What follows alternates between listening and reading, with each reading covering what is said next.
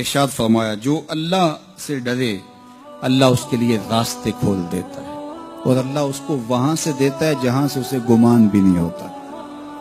وَمَن يَتَوَكَّلْ عَلَى اللَّهِ فَهُوَ حَسْبُهُ، اور جو اللہ پر بھروسہ کرے اللہ اس کے لیے کافی ہو جاتا ہے. اس کی ضروریات کا وہ خود کفیل ہوتا ہے اور اس کے کام اس کے ذمہ کرم پہ ہوتے ہیں. وہ ہو کے دیکھے اس کا. تو جو اللہ سے ڈرے اللہ اس کے لیے راستے بناتا ہے. حضرت عوف بن مالک رضی اللہ تعالی عنہ الاشجعی حضور کی خدمت میں حاضر ہوئے اور عرض گزار ہوئے کہ میرا بیٹا سالم مشرکین کی قید میں ہے اور میں فاقوں کی حالت میں ہوں. تو فرمایا آل محمد کے پاس ایک سیر جو ہیں بس، اس کے علاوہ ہمارے پاس بھی کھانے کے لیے دنیاوی اسباب نہیں ہیں. کہا صبر کرو اور اللہ سے ڈرو اور لا حول ولا قوت الا باللہ کثرت کے ساتھ پڑھو. یہ ایسا وظیفہ ہے، ایک حدیث پاک میں آتا ہے کہ یہ 99 بیماریوں کا علاج ہے. اس میں سب سے کم درجے کی بیماری ہم اور غم ہے. یہ دکھوں کا مداوع ہے، مشکلات کا علاج ہے، اور یہ وظیفہ میرے حضور نے بتایا. حضرت ابو ذر غفاری رضی اللہ تعالیٰ عنہ کو حضور نے 5 چیزیں بتائی تھی. ان میں سے 5ویں چیز یہ تھی کہ ابو ذر کثرت کے ساتھ لا حول ولا قوت الا باللہ پڑھا کرو. فرمایا عرش الہی کے نیچے ایک خاص خزانہ ہے، یہ وظیفہ وہاں سے آیا ہے. یہ زندگی میں معمول بنا لو. جب پھنس جاؤ، مشکلات میں آ جاؤ تو لا حول ولا قوت الا باللہ پڑھو، اللہ راستے کھولے گا. تو حضور نے 3 چیزیں فرمائی: اللہ سے ڈرو، صبر کرو اور کثرت کے ساتھ لا حول ولا قوت الا باللہ پڑھو.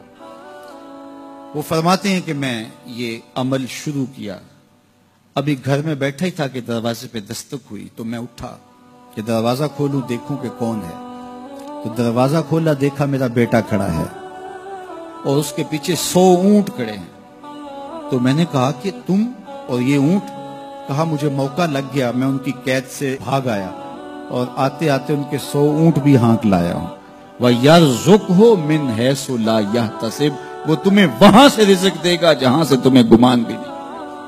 اس کے ہو کے تو دیکھو. اللہ اکبر. اللہ کے ہو جاؤ تو پھر وہ تمہاری ضرورتوں کا کفیل ہو جائے گا.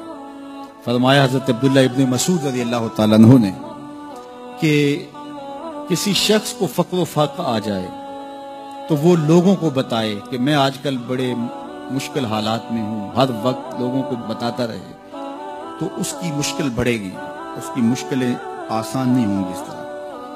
اور اگر وہ اپنی اس مشکل کو کسی سے شیئر نہ کرے بلکہ مصلی بچھا کے اپنے رب سے کہے کہ مالک فقر و فاقہ آ گیا ہے اور اس کا علاج تیرے پاس ہے، اس مرض کا مداوع تیرے پاس ہے. حضرت عبداللہ ابن مسعود فرماتے ہیں کہ رسول کریم نے فرمایا جلد یا بدیر اللہ اس کو مالا مال فرما دے. یہ بھی کبھی کر کے دیکھو. مشکل آ جائے، فاقہ آ جائے، مصیبت آ جائے، کسی سے نہ کہو، صرف اپنے رب سے کہو، پھر دیکھنا اس کی کرم نوازیوں کا می کیسے برستا. فرمایا اللہ پر بھروسہ کرنے کا جو حق ہے اگر وہ تم ادا کر دو وہ تمہیں ایسے رزق عطا کرے جیسے پرندوں کو عطا کرتا. ہم تو دکان پہ جانا ہوتا ہے، فیکٹری میں جانا ہوتا ہے، ہم اپنے کاروبار پہ جانا ہوتا ہے، نوکری پہ جانا ہوتا ہے، مزدوری پہ جانا ہوتا ہے، ہمیں پتہ ہے کہاں آج صبح جانا ہے. لیکن پرندوں کو کوئی پتہ نہیں ہوتا کہاں جانا ہے. راس المال بھی نہیں ہوتا لیکن صبح نکلتے ہیں، شام کو کبھی بھی خالی پیٹ نہیں آئے. بن توکل پنچھی اڑ دے، خرچ نہ پلے زیرا ہو. گھر سے خالی پیٹ نکلتے ہیں، جب واپس آتے ہیں تو پیٹ بھرے ہوئے ہوتے ہیں اور پھر جو ان کی ضرورت ہوتی ہے اللہ وہ ساری ضرورتیں پوری کرتا ہے، جو جو ضرورت ان کی ہوتی ہے. یہ شیر کتنا گوشت کھاتا ہے اللہ روز اسے دیتا ہے. یہ ہنس روزانہ سچے موتی کھاتے ہیں اور آپ مارکیٹ میں لینے جائیں لاکھوں روپے لگا کے تولے ماشے کے حساب سے آپ خریدتے ہیں، پھر بھی آپ کو یقین نہیں ہوتا کہ یہ سچے ہیں یا 2 نمبر ہیں.